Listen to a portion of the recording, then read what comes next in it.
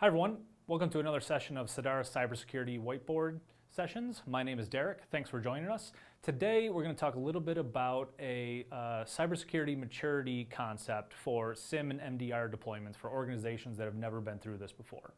If you've never deployed a SIEM in your environment or a full MDR concept or service, it can definitely be overwhelming to right size it, to deploy it, and then to understand exactly what you can expect to get out of it and how things are going to operate and what the value is that you're really putting into this.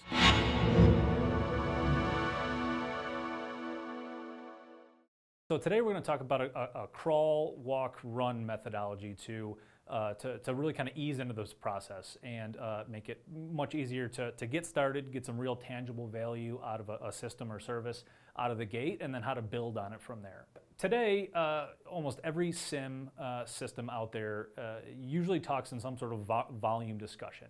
So let's talk a little bit about that for a second. So most SIEM technology is all about data collection. It's about collecting logs. It's about collecting, in some cases, packets off the network if you're analyzing them and then feeding them in for intelligence purposes. It's about pulling data through API integrations to really understand what's going on throughout your environment. So as you can imagine, when you start to feed data and logs in from all different systems in your organization, the more systems you have, the more employees you have, the more applications you have, the more data you're going to collect. So there's storage implications, there's processing implications, there's network and bandwidth implications depending on where you're sending the logs. So as you can imagine, if you try and do everything all at once, it's biting off a tremendous amount of work, and it can really take a long time to actually go through and implement. So when we talk about the crawl, walk, run methodology, that's really about starting with your highly critical, sometimes lower volume, but you're talking about your high value assets. And what we mean by high value is value in the data that they're actually providing us, things that we can actually look at and really get some true value out of. And then we'll talk about a walk method, which gets into some of the a little bit more complex systems to configure, typically a little bit higher volumes you're talking there. And then we'll get into the running state, really, which this can take you a little bit longer to get to, but the idea is you carve this up a little bit further so that you're starting with the really important stuff first. So let's go through an example of the crawl stage. Right, so this is by no means an exhaustive list, and you can certainly, depending on the importance in your organization, shuffle these things around. But the idea is you break it up a little bit. So two of the things that we always put a huge focus on is getting visibility into network traffic in terms of firewall logs, so you can get visibility into what systems are connecting out to what external systems or internal to internal to look for lateral movement. And then directory services. We want to know what our users are doing, at least where they're logging in when new users are created, and how they're being managed throughout the environment. So these two we consider extremely high value data sources. For us in our cloud SIEM that we offer here at Sedara, in most cases, we can get these done in a new deployment in less than about 30 minutes for smaller organizations. If you're talking 3, 4, 5 domain controllers and a handful of firewalls, you're talking 30 minutes to an hour, and you've already gotten through getting all of this data collected, and you're already seeing that visibility inside the SIEM at that point. There's a lot of tuning and things that go into it afterwards, which I'll talk about here in a second, but you're only talking a little bit of time here. So when you go through the sizing exercises of a SIEM and really try and figure out exactly what you want to get into your environment, try to think about it this way: to get your high value assets first.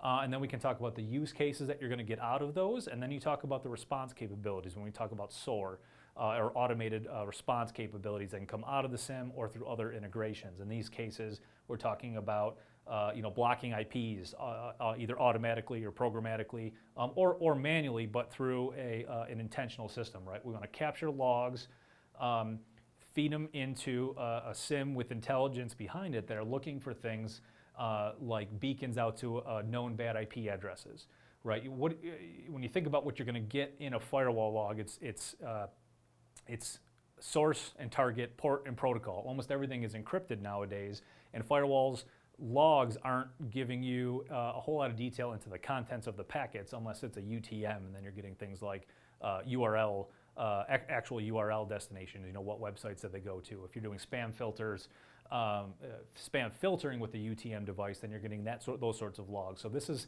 typically you're biting off, or you're covering a lot of these things in one single configuration, which is why we put this right to the front of the list, because there can be a ton of value in that. And then when you put them into the intelligence and you find things like that, like systems beaking out to known bad IP addresses, users going to identifiable phishing websites that maybe wasn't caught by a content filter, but maybe you have that intelligence in your SIEM that's finding those things, then you can execute workflows in the SIEM or through an MDR service provider like us, where we actually just go and block these things, either through the firewalls or through intelligence subscriptions that we manage. It's very important when you look at these to think about what data you're collecting, what intelligence is going to be applied there, and then what are you going to get out of it from a response capability or an alarm. Sometimes it's much more complex than just blocking something. Sometimes you need to investigate much further, and that's where some of these other data sources come in. Directory services is another great example. Typically, like I said, if you're talking 3, 4, 5 domain controllers, even 10, we can get this done in less than a couple hours and get all of your directory services logs reporting in with some pretty significant intelligence around them. You're talking user authentication, success, failure, brute force attempts, account lockouts, all the things that you would normally expect. Very easy to do in a very short time period. Quite basic, honestly.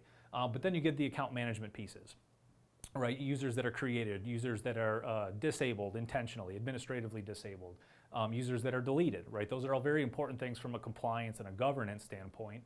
You may not want those in an alarm fashion, but those are very important. And then what we can do with these is, again, apply some intelligence to these types of rules and look at what is really important with these. Again, we can do this in a couple hours, but now you're talking about things like, what are our critical security groups? You certainly have your built-in ones, right? You have domain admins, enterprise admins, schema admins, but then inevitably in every organization, you're going to have all of these security groups that are highly critical, but are very applicable to your organization. So what we do is we create lists of those groups within the SIEM. So you're taking all of this data, and now we say, all right, only tell us when these critical security groups change. So if we have a change to a domain admins, right, a new user added to domain admins by itself is not a security risk. But if it happens at 2 in the morning when your users don't work at that time, that's a big problem. And now you can execute a workflow. You can go and disable that account. You can remove it from the group. We can do this all through the SIEM just by collecting logs from your domain controller. And those are a significant indication of compromise that you wouldn't be able to find if you're not putting some sort of intelligence into it. And actually thinking about what you're collecting, what you're going to do with it, and why, and then how you're going to respond to those types of things. Again, all of those scenarios very critical, very common in a lot of breach scenarios, and especially if in organizations that aren't thinking about those sorts of things, it's very easy to miss when a critical system is added to a highly critical security group. And basically, you're talking about unauthorized access at that point. And we're not even talking about malware or any of these next-gen capabilities that are trying to look for malicious behavior. That's someone already in your environment that's able to do these sorts of things. They've already gotten past all of those pieces, and now they're actually in there trying to establish a secondary foothold. And that's how you start to find some of those concepts. And then we move into the walking phase, and I'll throw Workstation Logs up here. There's hundreds and hundreds of other things you could lump into this group. But the point here is that workstations are going to be your highest volume assets, right? The data from them or the logs from them may not be as important as your global directory services ones, but you can build a tremendous number of very useful use cases and alarms and reports out of the data you get here. And the reason I put it here is because with it being very high volume, in terms of numbers of workstations, right? Again, it's, if you have hundreds and hundreds of users, you might only have 4 domain controllers. So that part's easy, but getting your workstation logs can be a bit more challenging. Again, not overly complex. We have a number of processes that we've worked out here at Sedara to be able to integrate, Windows event forwarding through group policy and build a very simple process for applying this in less than a couple hours. But again, it's a little bit more work than the 15 minutes or 30 minutes it might have taken us to do the first part, right? You're talking about higher volumes of data here too. So again, that's going to impact the size of the SIEM that you need, the storage there, and something you need to intentionally think about. And a lot of times this is one that gets pushed to the middle stage of a deployment. You might be a couple months down the road after you've really got some of your other higher volume data sources in. before you start to think about these sorts of things. But this is the sort of thing where you're going to get remote desktop connections, right? If you're not administratively disabling RDP or you're using another tool, that's where you're going to get RDP events out of local workstations. You're going to get local authentication as well, right? Just because you have directory services doesn't mean that there's not local users on every workstation that are capable of interactively logging in. And then there's also local administrative groups, right? So you have local account management to worry about. And again, when an attacker is trying to get into an environment, once they've got in, whether it's through malware or compromised credentials or however they got into an environment, one of the first things they're going to do is look for a secondary and a tertiary foothold. And if they know you have a SIEM, if they know you're doing these things, what better way to stay under the radar than use local accounts, especially if you're using administrative accounts that aren't random passwords, if it's a consistent account, or if you have consistent a shared help desk account, something to that effect, makes it much easier for people to be able to log on locally, interactively with a workstation, completely stay under the radar from directory services. This is just a way to kind of get you thinking about how to break this up into chunks, and sometimes this might take a year to get to first and second phase before you even get to the third phase. Before we get to that one, let's talk a little bit about the output here. What are you actually going to achieve from these things? We talked about a lot of really great use cases with the workstation logs and things we're going to look for. But then what do we do with those, right? You have the outcome of this, right? This is where you're gonna go and put a device into isolation, right? If it's a confirmed compromised device, if you can tell there's things going on there that are unapproved that shouldn't be there, just isolate it, take it off the network, do it programmatically through an EDR tool or something like that, or just unplug it, right? Leave it on so you can actually investigate it, and keep some forensically sound evidence if it's there's live running malware that might be removed if you shut it down. But you're talking about isolating and removing devices. Or killing processes. That's another great one, right? If there's things running on these devices that shouldn't be, that's a great way, now that you've set this up, to be able to go and actually kill processes and shut things down in a system to start that response process. And then you can always, remember, you always have these here as well. So you can go back to blocking IPs and disabling accounts and workstations.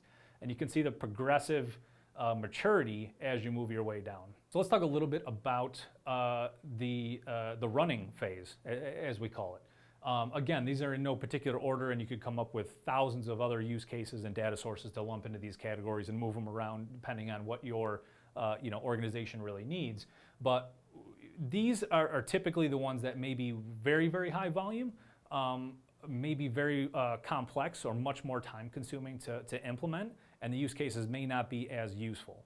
But that said, you can certainly come up with very good use cases, especially when you start to talk about some of your complex business applications, right? Your ERP systems, your finance system, your EMR systems if you're doing healthcare and health record management. That's your sensitive data, right? That's what you're supposed to be protecting, and you can certainly build a lot of use cases around those, but getting those logs into the SIEM tends to be a little bit more time consuming. Typically you have a separate team that's responsible for your cloud environments, if you're talking AWS and Azure and those sorts of things. If you're talking business apps, certainly ERP systems, finance systems, usually that's either another team or outsourced. So the point being is you have a lot more people involved to usually set these sorts of things up. And then you have the response actions, also extremely valuable, but you have these concepts that may take a much more time to develop and to test and to get approvals for, right? You're talking API response actions to call out to another process. So you have to make sure that those are all set up and functioning properly and tested very well to make sure you're not going to inadvertently do something you don't want to be doing. Shutting down systems, which in and of itself is quite simple, but again, there's a governance aspect to that, right? Who's allowed to do it? When do you do it? Why would you do it? And then how is that tied into some of the other processes? So by itself, quite simple, but there's a lot to building that into a response capability. And then workflows. I mean, that's in and by itself, it's easy to kick off a workflow, but building a workflow, what does that actually mean? Does this mean, if we have a confirmed compromise in a finance system, right? Somebody changed the ACH payment information to a customer, and we think payments are about to go out to the wrong account. What's a workflow look like to actually shut that process down? Who gets notified? What accounts get disabled? Does it actually stop transactions? Does it disconnect the bank account? That sort of thing can be certainly doable, but it's very complex or it can be very complex to start to think about. So those are the ones we typically wait till, put it to the end. That's your running phase. This is when you've really, really got a handle on all these. You've tuned out all your false positives. You got really rock solid reporting configured. You're making good use of it. It's integrated with your governance and compliance frameworks. And now you're starting to build these really more advanced use cases that are much more applicable to the organization and particular to your organization is I guess the really important part there. As you can see, there's really a lot here. There's really a lot you can think about when you put a whole SIEM in, and that's why it can get very, very overwhelming to size it. And when we ask, well, what do we want to collect and why? And that's why we govern, or we suggest we go through this process of a crawl, walk, run. We start with the again, the high value data sources first, the ones that are easiest to implement, that we're going to get the most number of use cases out of, and then work our way towards the more complex ones. So hopefully this was helpful, and hope to see you again in another version of the Sedara Whiteboard Series. Thanks.